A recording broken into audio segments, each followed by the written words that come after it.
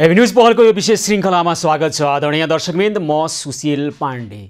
नेपालमा सार्वजनिक यातायात जो सामान्यभन्दा सामान्य जनताले दैनिक यसको उपयोग गर्न बाध्य हुन्छन्, सार्वजनिक यातायातको व्यथिति भनिसाध्य छैन र बेला मौकामा यसमा यति भाडा वृद्धि हुन्छ र त्यो भाडा वृद्धि पनि सम्बन्धित निकायको अनुमति बिना हुने गरेको छ। यस अगाडि सार्वजनिक यातायातको कुरा गर्दा यातायात व्यवस्था विभागले अन्तर प्रदेश चल्ने सार्वजनिक यातायातको भाडा वृद्धि होइन, भाडा समायोजन गरेको भनेर दाबी गरिरहँदा यतिखेर काठमाडौँ उपत्यकाको स्थानीय स्तरमा चल्ने अथवा देशका अन्य भागमा पनि स्थानीय स्तरमा चल्ने यातायातको सार्वजनिक यातायातको पनि भाडा झन्डै दोब्बर वृद्धि गरेको अहिलेको अवस्था छ। र यसरी मनलाग्दी ढङ्गबाट यातायात व्यवसायीहरूको छाता सङ्गठनले फेरि हामीले वृद्धि गरेका छैनौँ, कसले वृद्धि गरेको त्यसलाई कारबाही गरिपाउँ भन्ने तर्क गर्नुहुन्छ, दाबी गर्नुहुन्छ। तर यतिखेर यात्रुहरू भने चर्को भाडा तिर्न बाध्य भइरहेका छन्। सरकारले विभिन्न खालका अनुगमन समितिहरू बनाएर अनुगमन गरिरहेका छौँ, भाडा यसरी दोब्बर भाडा असुल्नेहरूलाई कारबाहीको दायरामा ल्याएका छौँ पनि भन्न छाडेको छैन। तर यात्रुहरू उपभोक्ताहरू यसरी ठगिनु पर्दाखेरि अथवा ठगिरहँदाखेरि कहाँ गएको छ सरकार, के हेरिरहेको छ सम्बन्धित निकाय? मात्र एक क्षेत्रमा अथवा एक ठाउँमा विकृति भएको कुरा गर्नु, हरेक ठाउँमा त्यस्तै खालको अवस्था छ, विसङ्गति छ, विकृति छ, ठगी छ र आम सेवाग्राही उपभोक्ता र ग्राहक वर्ग यतिखेर मारमा परिरहेको अवस्था छ। अहिले काठमाडौँ उपत्यका लगायत देशका अन्य भूभागमा पनि भेरोसेल नामक कोरोना विरुद्धको खोप लगाउने कार्यक्रम बीचमा अचानक सम्बन्धित निकायले बन्द गरिदियो। कसैप्रति जवाफदेही हुन नपर्ने, कुनै तर्क दिनु नपर्ने, उत्तरदायित्व वहन गर्न नपर्ने र कतिपय ठाउँमा आफ्ना नजिकका मान्छेलाई, आसेपासेलाई अथवा पहुँचमा भएका व्यक्तिले सिफारिस गरेको आधारमा खोप कोठामा लगाइराखिएको छ, घर घरमा पुर्याएर लगाइराखिएको छ। हेर्ने, नियमन गर्ने व्यक्ति अथवा समूह अथवा संस्था नै त्यस्तो विकृत जन्य कार्यमा आफै संलग्न भइसकेपछि यसको नियमन कसले गर्ने? जसले सक्छ उसले खोप लगाउने अहिले जुन खालको अवस्था छ। र अब केही दिनपछि जोन्सन एन्ड जोन्सनको यो खोप अथवा अर्को खोप पनि अमेरिकाबाट ल्याइएको खोपमा पनि यही हुने स्थिति छ।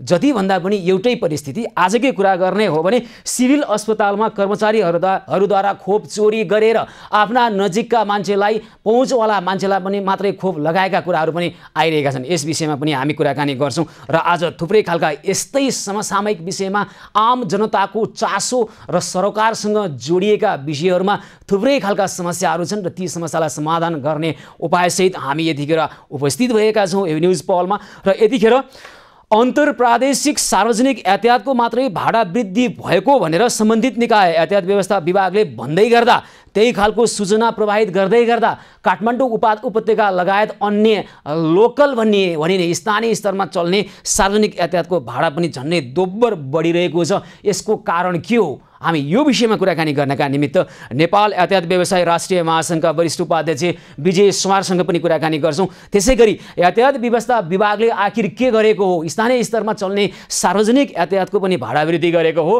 अथवा अन्तर्प्रादेशिक सार्वजनिक यातायातको मात्रै भाडा वृद्धि गरेको हो? आखिर के गरेको हो? यो विषयमा पनि कुराकानी गर्छौँ। यातायात व्यवस्था विभागले ट्राफिक प्रहरीसँगको समन्वयमा भाडा वृद्धि भएको यो अवस्थालाई नियमन गर्नका निमित्त नियमनकारी एउटा अथवा त्यहाँ नियमनकारी समूह पनि गठन गरेको छ क्यारे? त्यसले के हेरेर बसिरहेको छ अथवा त्यसले किन प्रभावकारी ढङ्गबाट काम गर्न सकेन? यस विषयमा पनि हामी कुराकानी गर्छौँ। यतिखेर भने सार्वजनिक यातायातको भाडा स्थानीय स्तरमा बढेको होइन, तर पनि किन बढाइयो, किन यो खालको काम भयो? यो विषयमा कुराकानी गर्नका निमित्त नेपाल यातायात व्यवसायी राष्ट्रिय महासङ्घका वरिष्ठ उपाध्यक्ष विजय सुमार हामीसँग प्रत्यक्ष सम्पर्कमा हुनुहुन्छ।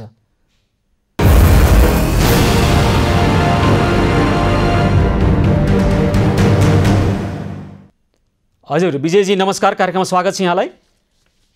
हजुर नमस्कार।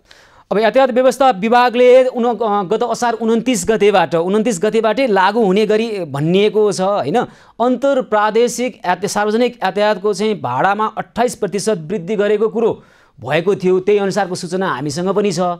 त्यसै अनुसार हामीले यातायात व्यवस्था विभागका महानिर्देशक नवराज घिमिरेसँग जोडिएर त्यही दिन कुरा पनि गरेका थियौँ के गरेको हो यस्तो भनेर। तर यतिखेर स्थानीय स्तरमा चल्ने लोकल भनिने सार्वजनिक यातायातमा पनि भाडा वृद्धि गरिएको छ। यसको कारण के होला? दर्शकले यतिखेर नेपाल यातायात व्यवसाय राष्ट्रिय महासङ्घका वरिष्ठ उपाध्यक्ष विजय सुवार हामीसँग प्रत्यक्ष सम्पर्कमा आउनुभएको थियो। उहाँसँगको प्रत्यक्ष सम्पर्क अहिले प्राविधिक कारणले सम्बन्ध विच्छेद भएको छ। हामी उहाँसँग पुनः जोडेर कुराकानी गर्छौँ र यतिखेर काठमाडौँ उपत्यका लगायत देशका अन्य ठुला सहरको स्थानीय स्तरको सार्वजनिक यातायातको पनि भाडा बढाइएको कुरा आएको छ र सम्बन्धित निकायले भाडा नबढाएको भन्दै पनि सम्बन्धित निकायले भन्दा पनि यातायात व्यवस्था विभागले अन्तर्प्रादेशिकको विशेष गरी सार्वजनिक यातायातको भाडा वृद्धि गरेको, ढुवानीको मालवाहक ढुवानीको सवारी साधनको भाडा वृद्धि गरेको कुराहरू गरिरहेको अवस्थामा अहिले लोकल बसमा अथवा स्थानीय स्तरमा चल्ने बसमा जसरी दोब्बर भाडा बढाइएको छ, यसको कारण के हो? सरकार नभएको मुलुक हो अथवा नीति नियम ऐन केही पनि नभएको मुलुक हो अथवा जसले जे गर्दा पनि हुन्छ यो मुलुकमा? यसबारेमा कुराकानी गर्नका निमित्त विजय सुवार पुनः सम्पर्कमा आउनुभएको छ। हजुर विजयजी नमस्कार, कार्यक्रममा स्वागत छ यहाँलाई। हजुर नमस्कार। अब हेर्नुहोस् त, अन्तर्प्रादेशिक सार्वजनिक यातायातको मात्रै भाडा बढाएका हौँ हामीले, यातायात व्यवस्था विभागले यो भन्ने गरेको छ।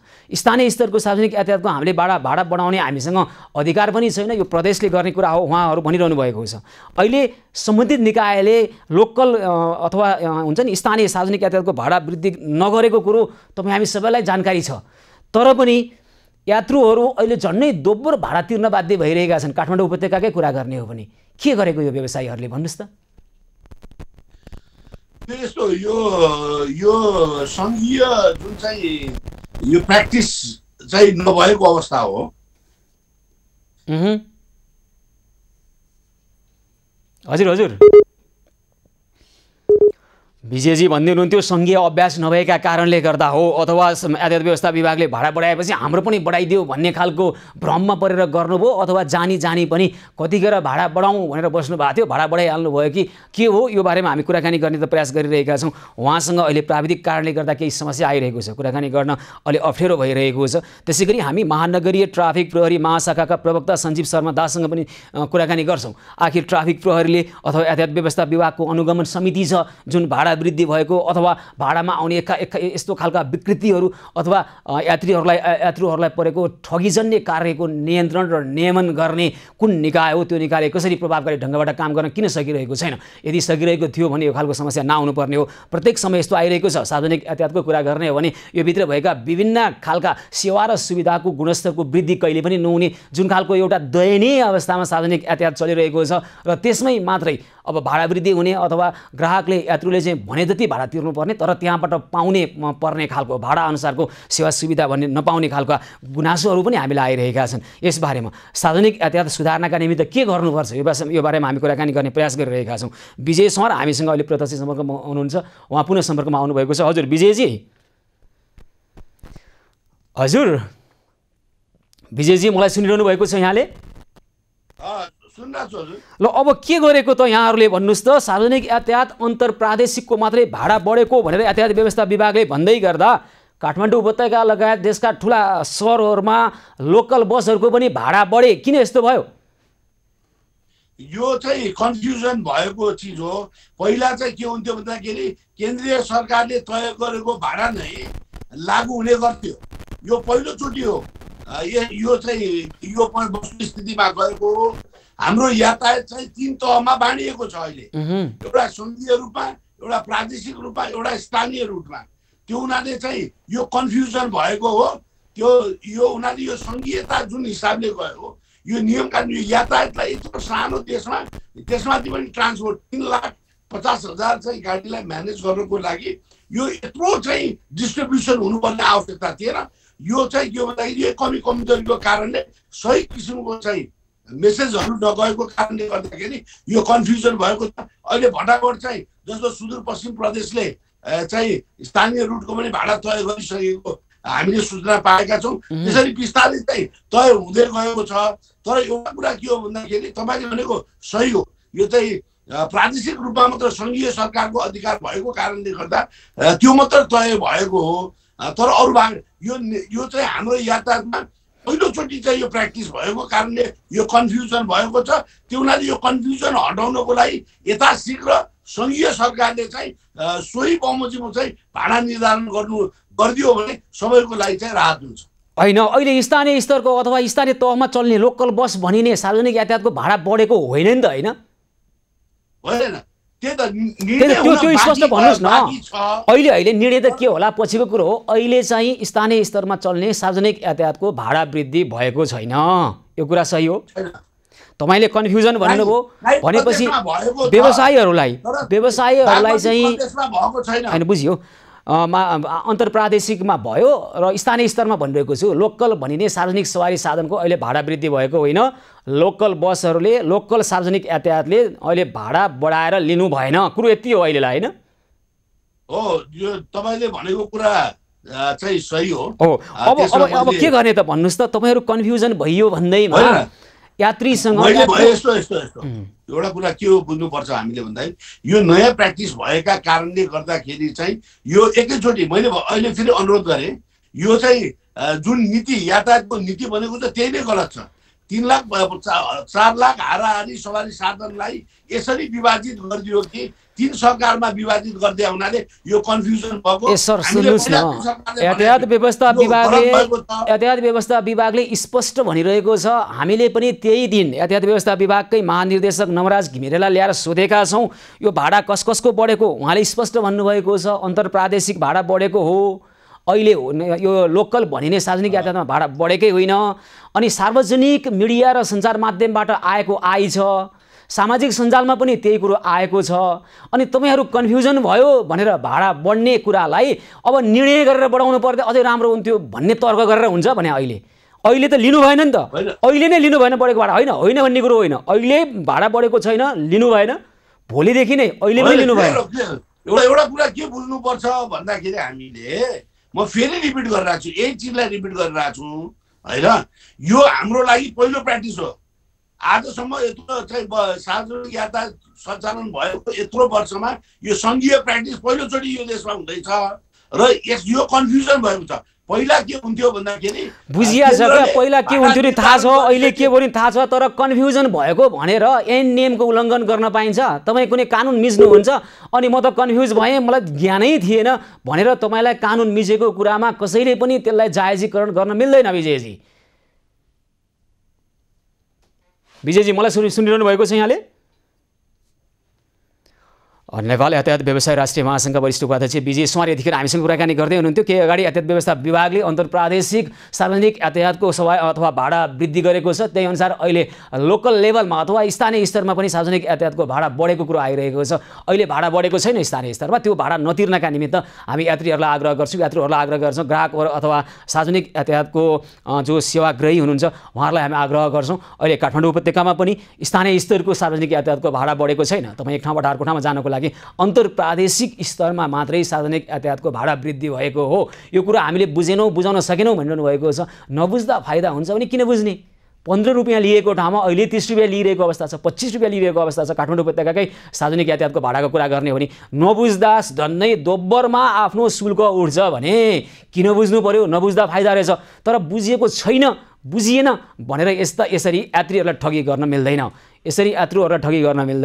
यस्ता व्यवसायी सङ्घहरूले पनि, यातायात व्यवसायसँग संलग्न भएका यस्ता छाता सङ्गठनहरूले पनि आफ्ना व्यवसायीहरूलाई, आफ्ना आबद्ध रहेका व्यवसायीहरूलाई छिटोभन्दा छिटो बुझाउनको लागि प्रयास गर्नुहोस् र आजबाटै भोलिबाटै कसैले यस्तो खालको दोब्बर भाडा असुलिरहेको पाइयो भने सम्बन्धित निकायले छिटोभन्दा छिटो कारवाही गरोस्। कारवाही गर्नुपर्ने निकाय चाहिँ कहाँ सुतेर बसेको छ? हामी यो विषयमा कुराकानी गर्छौँ। यातायात व्यवस्था विभागका महानिर्देशक नवराज घिमिरे र महानगरीय ट्राफिक प्रहरी महाशाखाका प्रवक्ता सञ्जीव शर्मा दाससँग केही समयपछि जोडेर कुराकानी गर्छौँ। के सरकार नभएको, नियम ऐन कानुन नभएको मुलुक हो यो?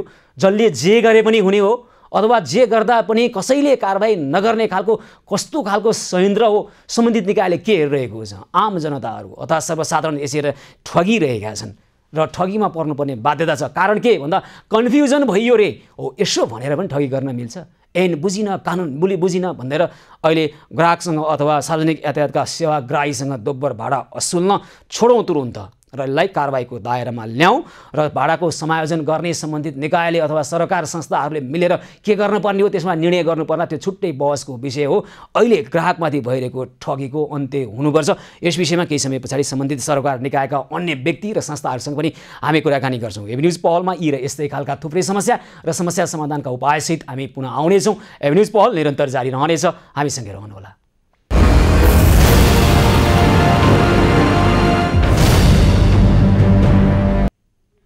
एभिन्युज पहलको यो विशेष श्रृङ्खलामा पुनः स्वागत छ। आदरणीय दर्शकवृन्द, भनिन्छ कुनै नगर कतिको सभ्य छ, मर्यादित छ भन्ने कुरा बुझ्नको निमित्त त्यो नगरमा चलिरहेका सार्वजनिक यातायात हेरे पुग्दछ भन्ने खालको भनाइ छ अन्तर्राष्ट्रिय स्तरमा। हो, त्यस्तै खालको परिस्थिति पनि हो।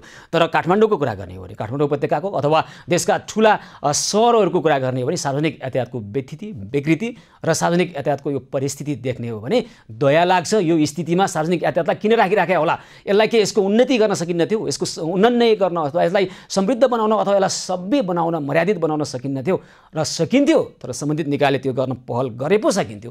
आफै विकास हुने, रुख रोपेपछि उम्रेर ठुलो हुने जस्तो त होइन।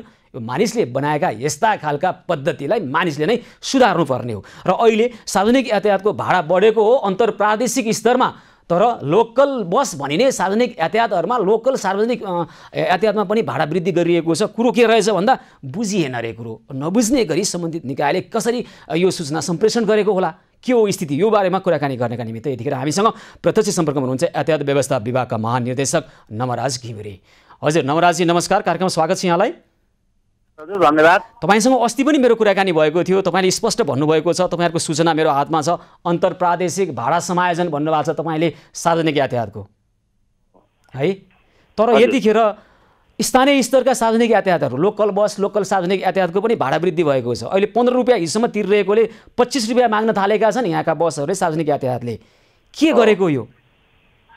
अब हेर्नुहोस्, यो चाहिँ के छ भन्नु होला भने हाम्रो यसमा हाम्रो अलिकति चाहिँ कमजोरी, हाम्रो कोअर्डिनेसनको कमजोरी चाहिँ यो नतिजा हो भन्छु मैले यसलाई, है। अब किनभने हाम्रो निर्णय भनेको अन्तर प्रदेशको लागि हो। त्यो कुरा अस्तिको सूचना, अहिले तपाईँको हातमा भएको सूचना आइसकेपछि पुनः फेरि हामीले हिजो अर्को पनि स्पष्ट हाम्रो ध्यानाकर्षण सहितको सूचना हामीले हाम्रो वेबसाइटमा राख्यौँ र हामीले यातायात व्यवसायीका चाहिँ प्रतिनिधिहरूलाई पनि मैले टेलिफोन गरेर भनिसकेको छु कि हो तपाईँको चाहिँ लोकलमा पनि बढाएको छ अरे अब भन्ने कुरा मैले गर्दाखेरि चाहिँ होइन सर छैन भनेर भनेको छ। अब भोलिदेखि यसलाई अलिकति अनुगमन त बढाउनु पर्ने मैले देखेँ हाम्रो आफ्नो क्षेत्रमा। तर पनि कुरा चाहिँ के प्रश्न हो भने अब यो संविधान कानुनले चाहिँ लोकल लेभलमा चल्ने सवारी साधनको चाहिँ भाडा लगायतको विषयमा हामीलाई बोल्ने अधिकार दिएको छैन। त्यसले गर्दाखेरि हामीले अन्तर प्रदेश भनेर एक प्रदेशबाट अर्को प्रदेशमा जाने सवारी साधनको भाडाको सवालमा यो यातायात व्यवस्था विभागको चाहिँ भाडा समायोजनको निर्णय हो। त्यसैले लोकल लेभलमा भएकोलाई अब हामीले अनुगमन गर्नुपर्छ। हामी लोकल गभर्मेन्टसँग, प्रदेश गभर्मेन्टसँग चाहिँ यो विषयमा एकदमै सिरियसली कुरा गरेर यसको अनुगमन गरेर कि त उहाँहरूले पनि अब कानुनी रूपमा चाहिँ एउटा निर्णय गरेर चाहिँ क्लियर गर्नु पर्यो, होइन भने अब निर्णय पनि नगर्ने, भाडा चाहिँ यो सरकारले बढायो भनेर लोकल लेभलमा भाडा लिन पाइन्न। त्यो अनियमितता हो। त्यो अनियमिततालाई चाहिँ नियन्त्रण गर्नुपर्छ। त्यसको लागि अब भोलिदेखि नै हामी अलिकति अनुगमनलाई चाहिँ अलिक तीव्र बनाउने प्रयास गर्छौँ। त्यही त तपाईँले भन्नुभयो स्थानीय स्तरमा भाडा वृद्धि गर्ने अहिले तपाईँहरूको अधिकार होइन। अस्ति पनि भन्नुभएको थियो, ल ठिकै छ तपाईँहरूको अधिकार क्षेत्रभित्र परेन भने समन्वयमा कमजोरी भयो भन्नुभयो। स्पष्ट तपाईँले समन्वय गर्नुपर्थ्यो एउटा कुरा। अर्को चाहिँ यातायात व्यवस्था विभागभित्रकै अनुगमन जुन संयन्त्र छ नि, यसलाई प्रभावकारी ढङ्गबाट अहिले हेर्नुहोस् त, अहिले अब सार्वजनिक यातायातमा जसरी भाडा 15 रुपियाँको ठाउँमा 25 रुपियाँ लिन थालेका छन्। झन्डै कहीँ त दोब्बर स्थिति पनि छ, दोब्बर लिएको अवस्था पनि छ। अर्को ट्याक्सीमा जसरी जुन खालको विकृति छ नि, त्यहाँ मिटरमा जान नमान्ने लगायतका कुराहरू। तपाईँहरूको अनुगमन संयन्त्र छ क्यारे नि त यातायात व्यवस्था विभागको भित्र, होइन? यो अनुगमन संयन्त्रमा के तपाईँहरूको जनशक्ति अभाव हो कि अथवा के हो, के कारणले? यसलाई चाहिँ यसरी बुझ्नुपर्छ। अब यो तपाईँले भनेको कुरा, धेरै कुरा चाहिँ तपाईँले भनेको कुरा पनि हो। यो अनुगमन कमजोरीको चाहिँ केही पक्षहरू छन्।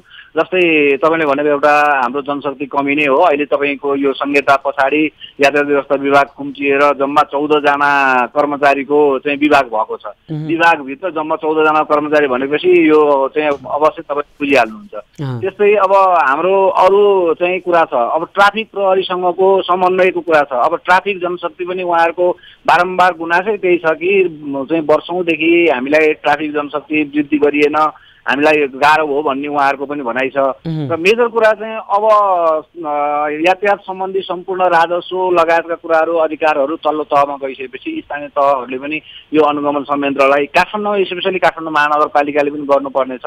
अब यातायात व्यवस्था विभाग सङ्घीय सरकारको विभाग भएको नाताले भोलि नै एउटा चाहिँ यो सरकारवालाहरूसँग बसेर छलफल गरेर यो विषयमा चाहिँ नि एउटा ठोस धारणा चाहिँ ल्याउनु पर्यो भनेर मैले चाहिँ पहल गर्छु।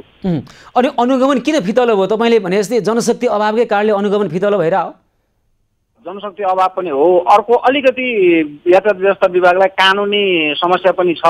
कथम कदाचित हामी अनुगमन जाँदाखेरि हामीले त कारबाही गर्नुपर्छ, उनीहरूलाई त चाहिँ सख्त कारबाही गर्नुपर्छ, तर लोकल लेभलमा सञ्चालन हुने सवारी साधनहरूलाई कारबाही गर्ने सवालमा हामीलाई कानुनमा चाहिँ स्पष्टता छैन। यातायात हाम्रो चाहिँ प्रदेश अन्तर्गतका यातायात व्यवस्था कार्यालयहरू, प्रदेश अन्तर्गतका निकायहरूले चाहिँ हाम्रो अधिकार क्षेत्रमाथि हस्तक्षेप भयो केन्द्रबाट भन्ने सम्बन्धको कुराहरू पनि विस्तारित होइन। यो त यहाँहरूले मात्रै गर्ने होइन नि त अनुगमन, यहाँहरू त ट्राफिक प्रहरीको समन्वयमा गरिरहनु भएको छ। यहाँहरूको एउटा सुब्बा साहब हुनुहुन्छ क्यारे, त्यसपछि अरू 4 जना ट्राफिक प्रहरीको समन्वयमा गरिरहनु भएको छ क्यारे होइन। जम्मा अब यत्रो ठुलो सहरमा मात्रै कुरा गर्ने हो भने अब अनुगमन संयन्त्रको हेर्ने अवस्था त्यस्तो छ होइन। यस्तो अनुगमन फितलो भएको कुरालाई म स्वीकार्छु, त्यसलाई हामीले चाहिँ कडाइ गर्नुपर्छ, अनुगमन गर्नुपर्छ र यही बिचमा 3 तहको सरकारहरू बिचमा कोअर्डिनेसन पनि गर्नुपर्छ। त्यसको पनि अब यातायात व्यवस्था विभाग संघीय सरकारको चाहिँ निकाय भएको नाताले मैले त्यसको चाहिँ पहल गर्छु, पहल कदमी लिन्छु र यसलाई चाहिँ चाँडै नै एउटा चाहिँ ठोस निष्कर्षमा पुर्याउनु पर्छ। ठिक छ ल, स्थानीय स्तरमा तपाईँलाई भाडा समायोजन गर्ने अधिकार नभए पनि अनुगमन गर्ने अधिकार छ।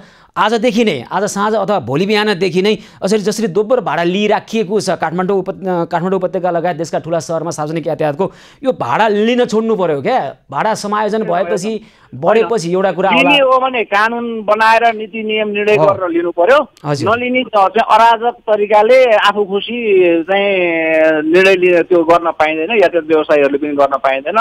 म आम उपभोक्ताहरूलाई पनि यो विषयमा सचेत भएर तपाईँले चाहिँ तपाईँको स्थानीय तहबाट अथवा तपाईँको प्रदेश सरकारबाट चाहिँ भाडा वृद्धि भएको सूचना देखाउनुहोस् भनेर यातायात व्यवस्था विभागको सूचना वेबसाइटमा छ, त्यसै गरी उहाँहरूको पनि सूचना देखाउनुहोस् भन्दा चाहिँ अलिकति नागरिक स्तरबाट उपभोक्ता स्तरबाट पनि यसमा चाहिँ अलिकति पहल कदमी लिनुपर्छ, जागरुक हुनुपर्छ, सचेत हुनुपर्छ भन्ने चाहिँ मेरो आग्रह छ। भनेपछि बढी भाडा लिन थाल्यो भने नागरिकले नै म तिर्दिन बढ्या छैन भन्न थाल्नु पर्यो होइन? भन्नु पर्यो, त्यो त एकदम प्रष्टै। अनि त्यहाँ झगडै हुन्छ त त्यहाँ त। सुन्नुहोस् न, सहचालकको हाम्रो थाहा छँदैछ तपाईँहरूलाई, त्यहाँ चालक सहचालकको अवस्था कस्तो छ? अब झगडा गर्ने 15-20 रुपियाँको लागि होइन, यी सबै चिजको चाहिँ उपचार भनेको त अलिकति अब यो भाडा तिर्ने प्रविधिमै चाहिँ पुनरावलोकन गर्नुपर्ने जरुरी छ होइन। त्यो भइसकेपछि यी सबै चिजहरूको समाधान हुन्छ। त्यसको लागि पनि यसपालि यातायात व्यवस्था विभागबाट अध्ययन चाहिँ हुने क्रम सुरु भएको छ। कार्यक्रम चाहिँ हामीले गर्छौँ यो वर्ष अध्ययन गरेर त्यसको एउटा चाहिँ मोडालिटी डेभलप गर्ने उसमा छौँ हामी। तथापि अहिले तत्काललाई त उपाय के हो त भन्दा मैले प्रष्ट रूपमा तपाईँहरूको सार्वजनिक मिडिया मार्फत भनिसकेको छु कि यो लोकल लेभलको भाडा वृद्धिको निर्णय होइन। त्यसैले माइक्रो बसले, टेम्पूले, यहाँको चाहिँ महानगर यातायातले चाहिँ यो भाडा बढ्यो भनेर अहिले चाहिँ उनीहरूले त्यसको मूल्य बढाएर लिन पाइँदैन। त्यो गैर कानुनी हो, त्यो अनियमित हो, त्यसलाई त चाहिँ कारबाहीको दायरामा ल्याउनुपर्छ। त्यसको लागि त्यही त गैर कानुनी हो, अनियमित हो, ठगी हो, अपराध हो, तर पनि भइरहेको छ, हुन्छ है। अब सरकार नभए यस्तो भयो क्या यहाँ त हो। तपाईँहरूको पनि आफ्नो समस्या होलान्, तपाईँहरूका समस्याहरू पनि जायजै होलान्। अहिले जनशक्ति छैन, अनुगमन संयन्त्र भएन, प्रभावकारी भएन, आफ्नो ठाउँमा छ। यो आफ्नो ठाउँमा हुँदै अनि ठगी सहिदिनुपर्ने नेपाली जनताले होइन। अब हुन्छ केही अघि भर्खर मैले यातायात व्यवसायीका राष्ट्रिय महासङ्घका वरिष्ठ उपाध्यक्ष विजय स्वारलासँग कुराकानी गरेको थिएँ। उहाँको अभिव्यक्ति सुन्दाखेरि होइन अब भाडा त बढाएरै लिने हो, निर्णय गरिदिँदाखेरि सहज हुन्थ्यो भन्ने खालको उहाँको त्यो खालको सङ्केत पाएँ मैले। यस्तो पनि काहीँ कुनै मुलुकमा हुन्छ? महानगर जस्तो काठमाडौँ उपत्यकामा त यो हुन्छ भने ठगी हुनु र 15-20 रुपियाँ बढी तिर्नुपर्ने फरक कुरा हो क्या। ठगी त 1 पैसा पनि सहिँदैन नि सर। ठगी भने त एक खालको त्यो अपमान हो नि त, त्यो त स्वाभिमानमाथिको आक्रमण हो नि त होइन। कसैले तपाईँमाथि ठगी गरिरहेको छ, तपाईँ स्वस्फूर्त रूपमा तपाईँ 50,000 दान गर्न सक्नुहुन्छ, तर कसैले तपाईँलाई 5 रुपियाँ ठगी गरिरहेको छ भने तपाईँको स्वाभिमानमा चोट लाग्ने विषय हो नि त सर। यो त रोकिनु पर्यो नवराज सर। तपाईँहरूका आफ्ना जायज लाग्छ, जायज गुनासाहरू छन् होला है, तर पनि भोलिदेखि कसरी रोक्ने भन्नुहोस् त, के गर्न सकिन्छ? नवराजी अनियमित हो, त्यसलाई कारबाही गर्नुपर्छ। त्यसलाई कारबाही गर्ने कुरालाई तपाईँले जस्तै मिडियाहरूबाट हामीले अहिले जानकारी पाइरहेका छौँ। अब चाहिँ भोलि चाहिँ आज तपाईँ विजय भइगयो, भोलिदेखि मैले यसको अनुगमनलाई अलिकति चाहिँ प्रभावकारी बनाउने ट्राफिक प्रहरीसँग पनि यो विषयमा चाहिँ हामी कम्युनिकेट गर्छौँ। सबभन्दा मेजर कुरा त अब हाम्रो यातायात व्यवसायी चाहिँ का जुन सङ्घ सङ्गठनहरू हुनुहुन्छ उहाँका प्रतिनिधिहरूलाई पनि, उहाँका पदाधिकारीहरूलाई पनि हामी कुरा गर्छौँ र यो विषयलाई चाहिँ यसरी राज्यविहीनताको अवस्था हो भनेर चाहिँ मान्छेलाई भन्ने वातावरण क्रिएट हुँदैन, गर्न मिल्दैन, जो हामी गर्दैनौँ पनि।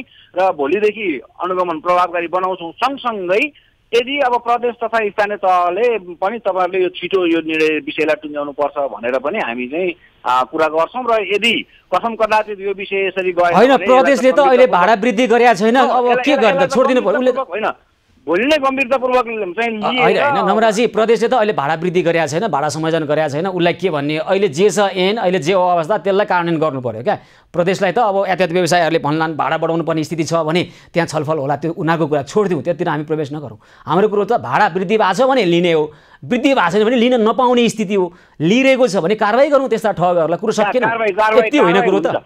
कारवाही हुन्छ, कारवाही चाहिँ गर्नुपर्छ, कारवाही हुन्छ। त्यसको लागि अनुगमन संयन्त्र चाहिँ परिचालन गर्ने हो। भोलि बिहानैदेखि यो कुरालाई हामी चाहिँ परिचालन गर्छौँ। महानिर्देशकजी एकैछिन है त, तपाईँकै तर्फबाट हामी भनिरहेका छौँ यातायात व्यवस्था विभागले अहिले लोकल यातायातको सार्वजनिक यातायातको भाडा वृद्धि गरेका छैन, लोकल बस, लोकल टेम्पो, यो माइक्रोबसहरूको भाडा वृद्धि गरेका छैन। यथोचित भाडा जति छ, म दर्शकलाई पनि भनिरहेको छु, यथोचित भाडा जति छ त्यति मात्र तिर्नुहोस्। होइन भने तपाईँले भन्नुहोस् खै भाडा वृद्धि भएको के छ तपाईँहरूसँग प्रमाण भनेर सोध्नुहोस्। प्रत्येक सेवाग्राहीलाई हामी त्यो भन्छौँ, प्रत्येक यात्रुहरूलाई हामी त्यो भनिरहेका छौँ। र यदि त्यसो भएन भने हामीलाई पनि पठाउनुहोस्, हामी त्यो कुन सवारी नम्बर मात्रै उहाँहरूले पठाउनु भयो भने त्यसलाई समातेर हामी कारवाही गरिहाल्छौँ। अब भाडा लिएको त केही पनि दिने गरेकै छैन, रसिद दिने गरेकै छैन। आजभोलि त अरू पनि विधि प्रक्रियाहरू छन् नि त, त्यो लिएको लिन चाहेको चाहिँ कुराहरू गर्न सकिने होइन, त्यो कुरालाई चाहिँ नि भनेपछि भिडियो खिच्न सकिन्छ, अरू विभिन्न तरिका छन् त्यसबाट।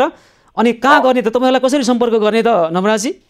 हाम्रो त यातायात व्यवस्था विभागमा चाहिँ हाम्रो प्रवक्ता हुनुहुन्छ, सूचना अधिकारी हुनुहुन्छ, तपाईँले लिखित रूपमा पनि दिन सक्नुहुन्छ।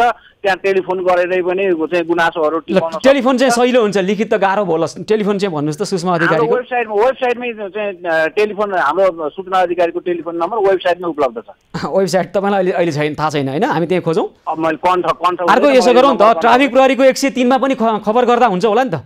हुन्छ, ट्राफिक प्रहरीको 103 मा खबर गर्दा पनि हुन्छ। चाहिँ यो विषयमा उपभोक्ता जागरुक हुनैपर्छ र उपभोक्ताको जागरुकताले नै यो कुरा नियन्त्रण गर्ने हो। हाम्रो एकल प्रयास, हाम्रो क्षमता, हाम्रो सक्षमता अनुसार हामीले गर्ने हो, सबै मिलेर गर्ने हो। यहाँहरूले खबरदारी गर्नु भएको छ, एकदमै राम्रो चाहिँ गर्नु भएको छ। अब आम पब्लिकले पनि यो कुरालाई चाहिँ नि त्यही अनुसारले ग्रहण गर्नु पर्यो र साथमा साथ चाहिँ लाग्नु पर्यो, त्यति नै मेरो चाहिँ आग्रह छ। हुन्छ ल नवराजी, हामी पछि पनि कुराकानी गरौँला जोडेर। भोलिदेखि नै तपाईँले यो व्यवस्थापन गरिहाल्नुहोस् कि यो ठगी सडकमा नहोस्, सार्वजनिक यातायातमा यो ठगीको अवस्था हेरेर बस्न मिल्दैन। यो राज्य नभएको राज्य एकदम म यहाँको मिडिया मार्फत एकदम हाम्रो जागरुकता, हाम्रो सचेतता हामी भोलिदेखि कडाइका साथ लाग्छौँ। आम उपभोक्ताहरूलाई पनि त्यही अनुसारले आफ्नो सचेतता बढाउन म आग्रह गर्छु। हुन्छ ल, यहाँलाई धेरै धेरै धन्यवाद छ। धन्यवाद। यातायात व्यवस्था विभागका महानिर्देशक नवराज घिमिरे यतिखेर हामीसँग कुराकानी गर्दै हुनुहुन्थ्यो। र अहिले स्थानीय स्तरको सार्वजनिक यातायातको भाडा वृद्धि भएको छैन, यो कुरा स्पष्ट होस् र आम सेवाग्राहीहरूलाई पनि अथवा यात्रुहरूलाई पनि हामी भनिरहेका छौँ, तपाईँ लोकल बस चढिरहनु भएको छ, माइक्रो बस चढिरहनु भएको छ, टेम्पोहरू प्रयोग गरिरहनु भएको छ भने तपाईँले यस अगाडि कति भाडा तिर्ने गर्नुभएको थियो त्यति नै भाडा तिर्नु होला। किनभने यो हेर्दाखेरि सामान्य लाग्ने जस्तो विषय हो, तर यहाँ जसले जे मन लागे त्यही गर्ने राज्यविहीनताको कानुन नभएको देश, ऐन कानुन नभएको देश होइन यो सम्बन्धित निकायले भाडा समायोजन गर्यो भने त्यो अनुसारको सेवाग्राहीहरूले दिनुपर्ने शुल्क तिर्नु पर्ला। तर अहिले भने स्थानीय स्तरको सार्वजनिक यातायातको भाडा बढेकै स्थिति होइन, कसैले मनलाग्दै गर्न पाइँदैन। हरेक ठाउँमा बिथिति र सार्वजनिक यातायातमा झन् धेरै बिथिति, यसको अन्त्य हुनैपर्छ। हामी पनि यसलाई नजिकबाट निगरानी गर्छौँ, नजिकबाट अनुगमन गर्छौँ र के भएको रहेछ परिस्थिति, किन यो खालको स्थिति आयो र यसलाई अन्त्य गर्नको निमित्त के गर्न सक्छौँ। सार्वजनिक यातायातलाई साँच्चै मर्यादित सभ्य बनाउनका निमित्त, सबैलाई त्यो सेवा लिउँ जस्तो बनाउनका निमित्त तपाईँ हामी सबै जागरुक हुनैपर्छ। र यो विषयलाई हामी पछि पनि कुराकानी गर्छौँ। यतिखेर महानगरीय ट्राफिक प्रहरी महाशाखाका प्रवक्ता सञ्जीव शर्मा दाससँग हामी कुराकानी गर्ने प्रयास गरिरहेका छौँ, तर उहाँ सम्पर्कमा आउन नसक्ने परिस्थिति रहेको कुरा हामीलाई जनाउनु भएको छ। उहाँ र पछि हामी कुराकानी गर्छौँ उहाँसँग। र दर्शकमित्र, यसै गरी हामीसँग अन्य खालका विषयहरू पनि छन्, समस्याहरू छन्, ती समस्या समाधानका उपायसहित हामी पुनः आउनेछौँ। एभ न्युज पहल निरन्तर जारी रहनेछ, हामीसँगै रहनुहोला।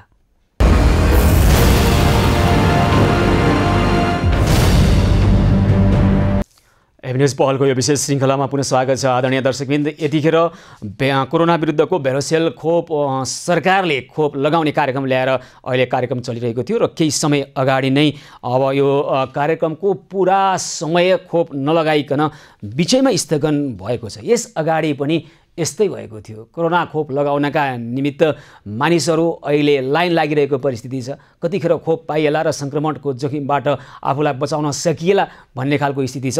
तर पटक पटक त्यति धेरै स्पष्ट तर्क र कारण नदिइकन स्वास्थ्य कार्यालय, जिल्ला स्वास्थ्य कार्यालय मार्फत जसरी खोप कार्यक्रम स्थगन भइरहेको छ, यसको कारण के हो? किन जनताप्रति जवाफदेही छैन सम्बन्धित निकाय, विशेष गरी स्वास्थ्य मन्त्रालय? र यसै गरी विशेष अस्पतालहरूमा अथवा विभिन्न स्थानमा जहाँ अहिले खोप कार्यक्रम सञ्चालन भइरहेको छ त्यहाँ विवाद हुने गरेको छ। त्यहाँका कर्मचारीहरूले विशेष गरी आज चाहिँ सिभिल अस्पतालका कर्मचारीहरूद्वारा खोप चोरेर आफ्ना आफन्तहरूलाई लगाएका कुराहरू पनि आइरहेका छन्। त्यसको हामी एउटा दृश्य पनि हाम्रा दर्शकहरूलाई यहाँ सम्प्रेषण गरिरहेका छौँ। त्यसबाहेक यो खालको परिस्थिति अब खोपका अन्य कार्यक्रमहरू पनि आउनेछ। साउनको 4 गतेबाट जानसेन नामक अमेरिकाले दिएको जोन्सन एन्ड जोन्सनको खोप लगाउने कार्यक्रम छ। यहाँ पनि यस्तै खालको विधि देख्नुपर्ने होला। हिजो पनि यस्तै खालको विधि देखेको हो। यो के भइरहेको आखिर खोपको कार्यक्रममा? यस विषयमा कुराकानी गर्नका निमित्त स्वास्थ्य कार्यालय काठमाडौँका प्रमुख जनस्वास्थ्य प्रशासक बद्रीबहादुर खड्का यतिखेर हामीसँग सम्पर्कमा हुनुहुन्छ। हजुर खड्काजी नमस्कार, कार्यक्रममा स्वागत छ यहाँलाई। हजुर खड्काजी। हजुर, म बद्रीबहादुर खड्का, नमस्कार। नमस्कार हजुर, कार्यक्रममा स्वागत छ यहाँलाई। धन्यवाद सर। अब यस अगाडि 2078 329 गतेको निर्णय अनुसार कोभिड-19 विरुद्धको भेरोसेल खोप अभियान 3-29 गतेदेखि 4-2 गतेसम्म सञ्चालन गर्ने भनिएकोमा तपाईँहरूले फेरि 1 गतेको रातारात 1 गतेबाट बन्द हुन्छ भनिदिनु भयो। मानिसहरू अब शनिबारसम्म लगाउन पाइन्छ, जान पर्ला भनेर बसेको, जान पाएनन्। यस अगाडि पनि यस्तै भएको थियो। के भएको? यो तयारी राम्रोसँग हुन्न कि कतिखेर खोप कार्यक्रम बन्द हुने यो थाहै हुन्न? के भएको यो खड्काजी? होइन, यस्तो अब हामीसँग खोप लिमिटेड मात्रामा छ।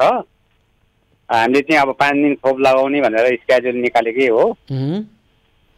काठमाडौँ जिल्लाको लागि नेपाल सरकारले प्रशस्त खोप पनि अब आएको मध्ये प्रशस्त खोप पनि एलोकेसन गरेकै हो। तर हाम्रो खोप र मागको चाहिँ त्यति सामञ्जस्यता भएन, किनभने माग एकदमै ज्यादै धेरै भयो, खोप लिमिटेड भयो। त्यसले गर्दाखेरि हामी 4 दिन मात्रै खोप लगाउन सकेका हौँ। भएको जति खोप हामीले 4 दिनमा सक्यौँ। 5औँ दिनलाई नरहने भइसकेपछि हामीले 5औँ दिनको खोपलाई चाहिँ स्थगित गऱ्यौँ।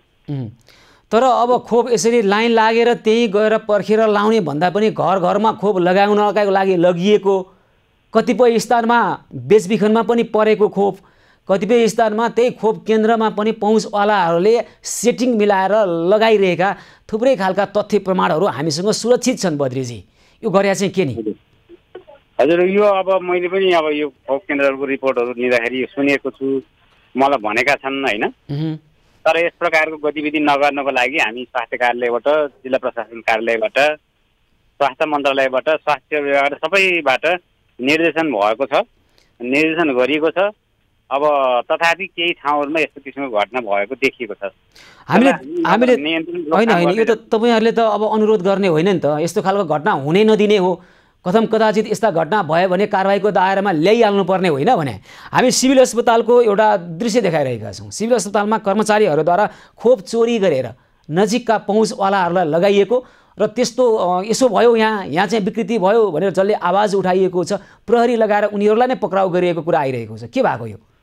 सिभिल अस्पतालमा चाहिँ त्यही भएको भेटिसकेपछि हिजो त्यहाँ खोप लाउने टिमलाई कारवाही गरेको अवस्था छ। के कारवाही गर्नु हो? होइन, अब हिजो त्यहाँ प्रहरीले अब छापा मार्नुभयो होइन। उहाँ त्यो खोप जुन भित्र लगाएर लगाउन लाग्नु भएको रहेछ होइन, त्यो लगाउन लागेको खोपहरू चाहिँ अब उहाँहरूले लिनुभयो। लिएर जुन कर्मचारी हुनुहुन्थ्यो त्यो कर्मचारीलाई चाहिँ अब उहाँले लानु भएको छ। प्रहरीले लानु भएको छ? हजुर हजुर, प्रहरीले लानु भएको छ। तपाईँको जनस्वास्थ्यको कर्मचारी? हाम्रो जनस्वास्थ्यको होइन, स्वास्थ्यकर्मी नै हुन्। स्वास्थ्यकर्मी नै हुन्, हाम्रो स्वास्थ्यकर्मी नै हुन्। बद्रीजी, यो अगाडि पनि त्यस्तै भयो हेर्नुहोस् त। खोपमा जहिले पनि यस्तै विकृति के गरे कि जसले सक्छ त्यसले लाउँ भन्देऊ होइन भने एउटा प्राथमिकता क्रम निर्धारण गर्ने, कहिले पनि प्राथमिकता क्रममा परेका व्यक्तिहरूले लाउनको लागि कहिले पनि नपाउने अथवा यो खालको विकृति हामीले यो खबर सम्प्रेषण गर्नुपर्ने। यो खबर सम्प्रेषण गर्न नपाएर तपाईँहरूको एकदम राम्रो कामहरूको बारेमा तारिफ गर्न पाए कति राम्रो हुन्थ्यो नि बद्रीजी। पक्कै पनि हो, हामीले पनि सकेसम्म राम्रो गर्ने प्रयास नै गरेका छौँ सर होइन। अब नेपाल सरकारले प्राथमिकता निर्धारण पनि गरेको छ। हामीले सबै नगरपालिकाहरूलाई प्राथमिकता निर्धारण गरेको चाहिँ खोप लगाइदिनु हुन भनेर अनुरोध पनि गरेका छौँ। त्यही अनुसार खोप केन्द्रहरू जहाँ अस्पतालहरूमा खोप केन्द्र छ उहाँहरूलाई पनि हामीले त्यही अनुरोध गरेका छौँ।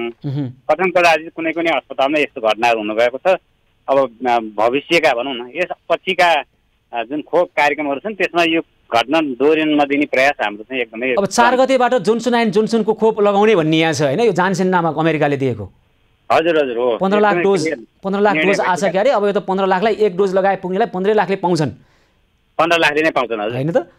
अनि खै त अब त्यसमा नि यस्तै खालका विकृति आउने त होला नि होइन। फेरि तपाईँलाई बोलाएर हामीले सोध्नु पर्ने होला, तपाईँले यस्तै भन्ने होला होइन, अर्कोचोटि चाहिँ सुधार्छु भन्ने होला। यस अगाडि पनि तपाईँसँग कुराकानी भएको थियो। त्यही भन्न नै पर्छ किनभने हामीले सुधार्दै जाने हो। भन्न होइन सर, गर्नुपर्छ, यहाँहरूले गर्नुपर्छ भन्ने होइन। यहाँले राम्रो चुस्त व्यवस्थापन गर्नुहोस्, बरु हामीले कहाँ सहयोग गर्नुपर्छ यहाँलाई सहयोग गर्छौँ, हुन्छ। हजुर हजुर यहाँहरूको सहयोग त सधैँ छ, गर्नु पनि पर्छ, भविष्यमा पनि गर्नु होला भन्ने आशा छ। ल अनि सुधार्नु पर्यो, अब चाहिँ सुधार्नु ल पर्यो। बद्रीजी अन्त्यमा भन्नुहोस् त तपाईँहरूको तयारी के छ? अबको खोपमा यस्तो विकृति हेर्न नपरोस्, हामीले देखाउनु नपरोस्। होइन अब सुधार्ने प्रयास सधैँ छ, गर्छौँ नै भनेका छौँ होइन। हजुर अहिले हामी जुन अब यो खोप केन्द्रहरू पनि विस्तार गरेका छौँ। 4 गतेदेखिको लागि हामीले 50वटा खोप केन्द्र चलाएका थियौँ, अब 55वटा गर्ने योजना छ। काठमाडौँ उपत्यकामा कुरा गर्दा होइन? हजुर काठमाडौँ उपत्यकामा कुरा गर्दाखेरि त्यसपछि खोप केन्द्र भएको अस्पतालमै पनि भ्याक्सिन लगाउने मान्छेहरू 2 जना भएको ठाउँमा 4 जना। काठमाडौँ उपत्यका काठमाडौँ जिल्लामा भनौँ न, तपाईँको त काठमाडौँ जिल्लाभित्र हो के अरे? 55 जिल्लाको कुरा गर्दा महानगरमा यो अलिकति समस्या भएको छ होइन। अरू 10वटा पालिकाहरूमा खासै त्यति छैन, ठिकै भइरहेको छ। खास गरी महानगरपालिकाको कुरा हो, यहाँ चाहिँ हामी अब खोप लाउनु पनि पर्ने नै छ, लाउनै पर्छ नागरिकहरूलाई। होइन ठिक छ, खोप त लाउनै पर्छ। जुन ठाउँमा लाउन जाने हो जसलाई प्राथमिकता तोक्या उहाँले लगाउँ। अहिले घर घरमा खोप पुगिरहेको छ नि, अहिले साँझ पनि खोप पुगेका खबरहरू आइरहेका छन्। यो चाहिँ के हदसम्मको विकृति हो? अहिले आज साँझ पनि घर घरमा पुगेका खबर आएको छ हजुरलाई? छ भोलि पनि पुग्दैछ, हामीलाई थाहा छ, त्यो जानकारी नै छ।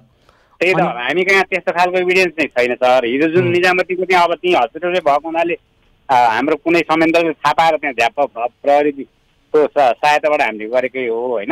तर अब यो घर घरमा पुगेको कुरो हजुरले अस्तिको अन्तर्वार्तामा पनि मलाई भन्नुभएको थियो, हामीसँग ट्याक्कै एभिडेन्सहरू नआएको हुनाले हामीले कारवाही गर्ने प्रक्रिया अगाडि बढाउनु असजिलो भएको अवस्था छ। होइन धेरै ठाउँमा छ बद्रीजी, यो ठ्याक्कै कतिपय कुराहरू प्रमाणगत रूपमा दृश्यमा आउँदैनन्, ती समस्याहरू छन् है। तर अब कतिपय मानिसले अब खोप लगाउँदै गरेका मानिसहरूले खोप त सबैले पाउनुपर्छ भन्ने हाम्रो मान्यता पनि हो। फेरि खोप लगाइरहेकालाई तैँले चाहिँ किन लाइस, तँ चाहिँ बाँच्नु पर्दैन भन्ने खालको कुरा त हामी त्यति धेरै गर्न सक्दैनौँ। तर यो विकृतिको चाहिँ हामी फेरि कठोर ढङ्गबाट यसको आलोचना गर्छौँ र यो विकृति अन्त्यको लागि तपाईँहरूको धेरै सक्रियता चाहियो के? प्रमाण छैन कारवाही गर्छौँ भन्दा तपाईँहरूले अझै कठोर ढङ्गबाट यसलाई समन्वय गर्नु पर्यो बद्रीजी। हामी यो विषयमा पछि पनि कुराकानी गर्छौँ है त।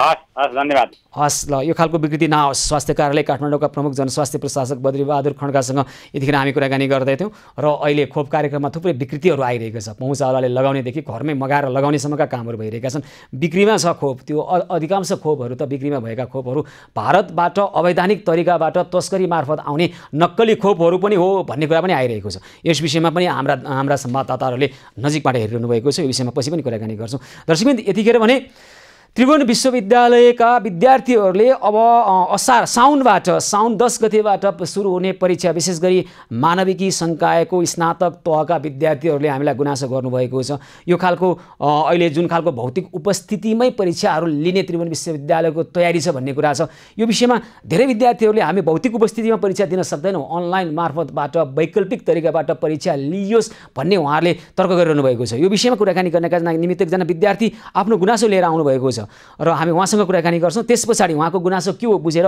यो गुनासो त्रिभुवन विश्वविद्यालयका परीक्षा नियन्त्रक पुष्पराज जोशीसँग राख्छौँ कि उहाँहरू अहिले काठमाडौँ उपत्यकाको अथवा देशकै कुरा गर्ने हो भने कोरोनाको सङ्क्रमणको पछिल्लो समय सङ्क्रमण दर बढिरहेको छ। 20% जति पुगिसकेको अवस्था छ अहिलेको सङ्क्रमण दर र बिस्तारै सङ्क्रमण दर बढिरहेको अवस्था र तेस्रो लहरको कोरोनाको महामारी आउँछ भन्ने आङ्कलनको यो परिस्थितिमा भौतिक रूपमा उपस्थित गराएर परीक्षा दिन सक्दैनौँ भनेर विद्यार्थीहरूले हामीसँग गुनासो गरिरहनु भएको छ। र यस्तै गुनासोको एउटा प्रतिनिधिमूलक गुनासो लिएर तिलक नौपाने विद्यार्थी हुनुहुन्छ त्रिभुवन विश्वविद्यालयको मानविकी संकायका। हामी उहाँसँग कुराकानी गर्छौँ र उहाँले गुनासो राख्नु भएको छ, प्रत्यक्ष जोडेर कुराकानी गर्छौँ। र यतिखेर भने त्रिभुवन विश्वविद्यालयका परीक्षा नियन्त्रक पुष्पराज जोशी हामीसँग प्रत्यक्ष सम्पर्कमा हुनुहुन्छ, हामी उहाँसँग कुराकानी गर्छौँ। हजुर पुष्पराजजी,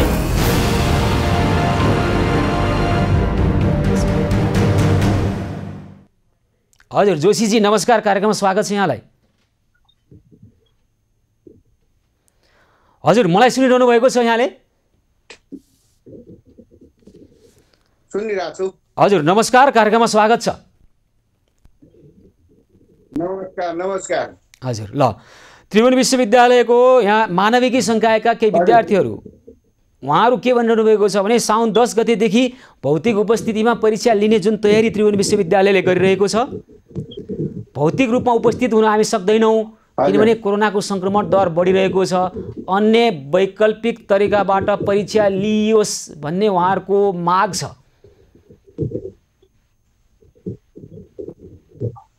हजुर अनि यहाँहरूको तयारी चाहिँ के छ?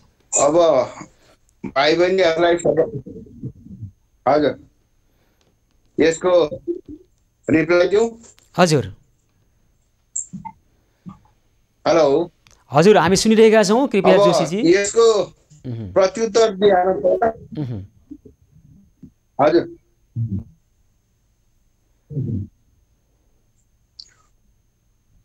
अब यसमा के छ भन्दाखेरि त्रिभुवन विश्वविद्यालयका अधिकांश परीक्षाहरू फेस टु फेसबाट प्रत्यक्ष विधिबाट लिने गरेको विगतको अनुभव र 2076 साल चैत 11 देखि जुन मुलुकमा कोरोनाको चाहिँ संक्रमण देखियो त्योभन्दा ठिक 1 महिना अगाडि भर्ना भएका अहिलेका स्नातक तहका परीक्षार्थीहरू जसको परीक्षा गत वर्ष भाद्र महिनामा सम्पन्न हुनु पर्थ्यो त्यो नसकेको अवस्थामा कोर्सको अवस्था पनि बिचमा चाहिँ परीक्षा अलिक चाँडै गर्दाखेरि कोर्स पुरा नभएको अवस्थामा चाहिँ परीक्षा धकेलिँदै जाँदा यो वर्ष जेठमा गरौँला भन्ने सोचेका थियौँ।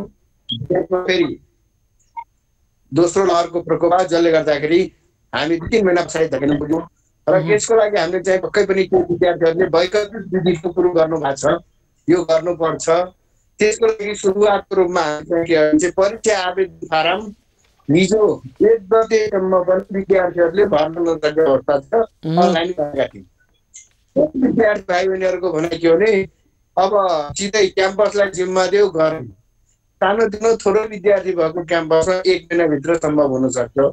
तर यहाँ त अधिकांश क्याम्पसमा के छ भने एउटा स्ट्रिमलाई नै एउटा क्याम्पसले चलाएको जस्तो अवस्था छ। जस्तो साइन्सको केसमा जाने हो भने त्रिजना क्याम्पस, म्यानेजमेन्टमा शङ्करदेव, मिमोहन क्याम्पस लगायत यसरी त्यो क्याम्पसको क्यापेसिटी भन्दा बढी विद्यार्थी छन् जसको परीक्षा इभ्यालुएसन गर्दाखेरि क्याम्पसलाई नै के भन्छ 3 महिना अगाडि हामी सक्दैनौँ भन्ने अवस्था। होइन जोशीजी अहिले सुन्नुस् न, कोरोनाको संक्रमण दर नेपालमा बढ्न थाल्यो, फेरि तेस्रो लहरको आशंका गरिएको छ। यो स्थितिमा उहाँहरूले परीक्षा दिन्नौ भनेको होइन, भौतिक उपस्थितिमा परीक्षा गर्दा के कस्तो तयारी होला, त्यहाँ जनस्वास्थ्यको मापदण्ड कति अपनाइन्छ होला, कतै कोरोना सर्ने हो कि अथवा हामीले सारेको कोरोना हाम्रा घर परिवारका सदस्यलाई सर्ने हो कि भन्ने मात्रै उहाँहरूको यो सन्तास हो। होइन त्यो केही परीक्षार्थीहरू के आशंका गर्यो भने जस्तै यातायात सञ्चालन भयो, बजारमा हेऱ्यो उहाँहरू हिँडिरहनु भएको छ। हामीले परीक्षामा के गरेका छन् न्यूनतम 30 जनादेखि अधिकतम चाहिँ 500-600 जना सङ्ख्या बढाएर पनि उहाँहरूले सेन्टरमा गएर दूरी कायम गर्दाखेरि बजारमा फ्ल्याग हिँड्दाखेरि अहिले अप्ठ्यारो भयो। केही परीक्षार्थीले के भन्छन् भने परीक्षा नलिकन हामीलाई अब त्यतिकै इभ्यालुएसन गरौँ भन्दाखेरि एनुअल सिस्टममा हामीसँग इभ्यालुएसनको प्याटर्न छैन। बरु हामी के भन्छौँ भन्दाखेरि कहाँ बस्नु भएको छ त्यो ठाउँमा गाडी नचढिकन हिँडेर जाने अनि पिसिएमसीले दिएको निर्देशअनुसार हाम्रो परीक्षा बसौँ, 5, 6, 7, 8 गतेसम्म छुटेका सेकेन्ड इयरको परीक्षा लिउँ, त्यहाँसम्म हेरौँ। अनि 10 गतेदेखि पक्कै पनि हामी के भन्छौँ भन्दाखेरि विद्यार्थीलाई जोखिममा केही रिस्क नभएको होइन, यो अवस्था हामी सबै जोखिममा छौँ भने 19 महिनादेखिको रोकिएको परीक्षा अब यसमा वैकल्पिक विधि फेरि सोच्ने भने अर्को 3-4 महिना किन ल अब यदि त्यसो हो भने ल तपाईँहरू भौतिक उपस्थितिमै परीक्षा गर्ने तयारी गरिरहनु भएको छ होइन त? फिजिकल बाहेक अब हाम्रो 2.5 लाख जति परीक्षार्थीलाई अरू विकल्प कसरी सम्भव हुन सक्छ? त्यसो भए ल जनस्वास्थ्यको मापदण्ड अपनाएर एकैछिन जोशीजी ती यसरी आशंका गर्ने कोरोना सर्ला कि भन्ने आशंका गर्ने विद्यार्थीहरूलाई स्पष्ट हुने गरी भनिदिनुहोस् त, त्यहाँ चाहिँ पूर्ण सुरक्षापूर्वक अथवा जनस्वास्थ्यको मापदण्ड अपनाएर परीक्षा हुन्छ, कोरोनाको संक्रमणको जोखिम छैन भन्ने तपाईँहरूले सुनिश्चितता गर्न सक्नुहुन्छ? हाम्रो भनाइ चाहिँ के भन्दाखेरि जनस्वास्थ्यका पुरा मापदण्ड अप्नाएर परीक्षा केन्द्रमा विद्यार्थीले पैदलै हिँडेर पनि जान सक्ने अवस्थामा पुगेर सामाजिक दूरी काम गरेर परीक्षामा सहभागी हुन्। त्यहाँ चाहिँ के भने मास्क सेनिटाइजेसनदेखि लिएर सबै सुविधाहरू त्यहाँ राखिएको छ। एकदमै सावधानी बस्यो भने हाम्रो 3 घण्टाको परीक्षा हो। एउटा विद्यार्थीले 5 वटा पेपरमा उपस्थित हुनुपर्छ। त्यसमा चाहिँ किनभने सावधानी अप्नायो भने पक्कै पनि सहज हुन्छ। केही खोप मात्रा पनि पाइसकेका छन् र फेरि निकट भविष्यमा खोपको व्यवस्था पनि गर्ने। त्यही त ठिकै छ। यो जनस्वास्थ्यको मापदण्ड अपनाउने कुरा चाहिँ गफ मात्रै हो कि साँच्चै व्यवहारमा आउँछ परीक्षा हलहरूमा, परीक्षा केन्द्रहरूमा? परीक्षा केन्द्रहरू सेनिटाइज गर्ने र एक बेन्चमा कम्तीमा 3 फिटको दूरी, हामीलाई 2 मिटर हुन्छ। 2 मिटर चाहिँ अलिकति सम्भव भएन किनभने धेरै संख्या भएको क्याम्पसमा हुँदैन। 3 फिटको कम्तीमा दूरी कायम गरी विद्यार्थीहरूलाई तोकेको भन्दा आधा क्यापेसिटीमा राखेर परीक्षामा सञ्चालन गरी बसाउने व्यवस्था हामीले गरेका छौँ। हुन्छ ल पुष्पराजजी, अहिले परीक्षा कोही संक्रमित भए ल भौतिक उपस्थितिमा यसरी परीक्षा लिँदै गर्दा परीक्षा केन्द्रहरू कोरोना संक्रमणको जोखिमको केन्द्र नबनुन्, यसका निमित्त यहाँहरूले अलि चुस्त व्यवस्थापन गर्नुहोला जनस्वास्थ्यको मापदण्डका अपनाउनका निमित्त। अहिलेलाई यहाँलाई धेरै धेरै धन्यवाद छ।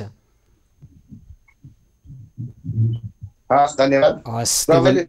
त्रिभुवन विश्वविद्यालयका परीक्षा नियन्त्रक पुष्पराज जोशी यतिखेर हामीसँग कुराकानी गर्दै हुनुहुन्थ्यो र हामीलाई थुप्रै विद्यार्थीहरूले यतिखेर त्रिभुवन विश्वविद्यालयको भौतिक रूपमै उपस्थित गराएर परीक्षा लिने जुन पद्धति र साउन 10 गतेबाट परीक्षा सुरु हुँदैछ र उहाँहरूले अहिले भौतिक रूपमा उपस्थित भएर परीक्षा दिँदा कोरोना संक्रमणको जोखिम बढ्ने हो कि भन्ने आशंका गर्नुभएको छ। त्रिभुवन विश्वविद्यालयले परीक्षा सञ्चालन गर्दाखेरि जनस्वास्थ्यको मापदण्ड अपनाएर सामाजिक दूरीलाई कायम गरेर कोरोना नसर्ने किसिमबाट, कोरोना संक्रमणको जोखिम नहुने किसिमबाट हामी व्यवस्थापन गर्छौँ भन्नुभएको छ। परीक्षा केन्द्रहरू कोरोना संक्रमणको जोखिमको केन्द्रहरू नबनुन् र यसो गर्नका निमित्त सम्बन्धित निकायले के गर्छ हामी पनि नजिकबाट हेर्नेछौँ र यो विषयमा पछि पनि हामी यो विषयलाई फलोअप गर्नेछौँ।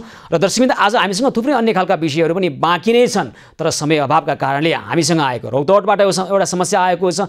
एउटा व्यक्तिले किनेको जग्गा अर्को व्यक्तिले भोगचलन गर्दै आइरहेको रहेछ लामो समयदेखि र अहिले जसले आफूले खर्च गरेर त्यो जग्गा खरिद गर्यो उसले त्यो जग्गा उपभोग गर्न नपाएको भन्ने गुनासो लिएर आउनुभएको थियो। समय अभावका कारणले यो विषयलाई हामी भोलि राख्नेछौँ र यस्ता खालका विविध खालका समस्याहरू हामीलाई आएका छन् र यी समस्या समाधानका निमित्त हामीले निरन्तर रूपमा यसमा हाम्रा संवाददाता, सहयोगी हात, सहयोगी मन, सम्बन्धित सरकारी निकाय र सम्बन्धित अन्य सङ्घ संस्थाहरूको समन्वयमा, सहजीकरणमा यी समस्यालाई समाधान गर्ने पहललाई हामी निरन्तरता दिइरहेका छौँ। आज आएका विविध विषयको समस्या समाधानको पहलको निरन्तरता हामीले कतिपय अवस्थामा अब यस्तै खालका समस्या पनि भोलि लिएर आउनेछौँ र ती समस्याको पनि समाधानका उपायसहित, मात्र समस्या होइन समस्याको उपायसहित हामी आउनेछौँ। एभेन्यूज पहलको आजको कार्यक्रमको समय भने सकिएको छ। कार्यक्रमबाट म सुशील पाण्डे लगायत सम्पूर्ण टिमलाई बिदा दिनुहोस्। यहाँहरू भने खबरभित्रको खबरको लागि हेर्दै गर्नुहोला एभेन्यूज खबर।